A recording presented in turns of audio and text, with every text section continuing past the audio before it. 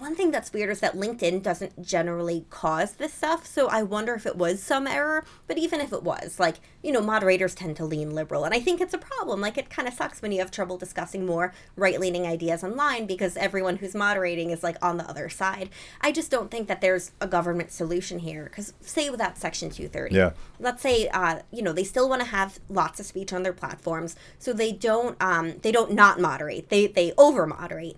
Well, that means they're going to be moderating it more and taking down more political speech. Because even in let's say a left-leaning moderator is fully pure of heart, just doesn't understand stuff from the right as much. And I think sometimes that really happens.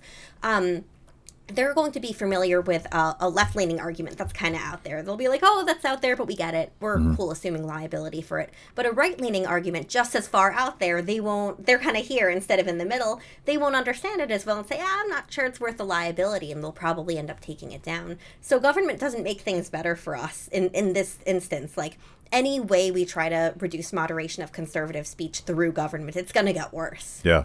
And my bias, again, it's simple to say and impossible to do, but as light of moderation as possible is the answer. But you're watching, I think, my interpretation is that Elon Musk's stated goal of making Twitter a public square where free speech is not only tolerated but celebrated. I think he's actually trying to do that. But you watch him get twisted like a pretzel over moderation issues, making sure that genuinely bad things don't happen on the platform. But I think it's hard to automate that. It would, if you really wanted to do it right, you would need objective, well-educated people to make those judgment calls, and that sounds impossible too. Yeah, moderation is really, really hard at scale, and a lot of people hand wave like, oh, it's simple answers, but it's what about a kid in a bikini? That can be totally innocent from a grandmother, but doing monitoring, I found it in contexts where it was not innocent. I reported it to Twitter and they took it down, but you start to see how content can be totally different in jokes. Bots don't collect jokes and they can't ID jokes very well. There's a lot of stuff. They're not that fun. Yeah, bots exactly. are not. They don't laugh. They don't care. Yeah, they're not here for the oh ha ha. They're just not here for it. And you definitely need both together. And I think one day AI will get to the point where it is a lot better. But even then, it's just, people mistake stuff. If a human can't always tell the difference between contexts, how is a robot going to be able to do it? And also, I have a lot of issues with what Elon Musk has done abroad. Like, he's been restricting the Indian governments, basically the same stuff he restricts for the Indian government, he restricts everywhere.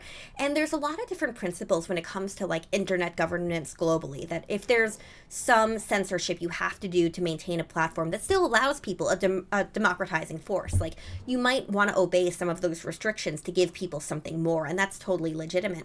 But you don't restrict it outside of that country too. If you're doing that, there's not even necessarily a reason why. A lot of times the country doesn't care quite as much outside as they do inside.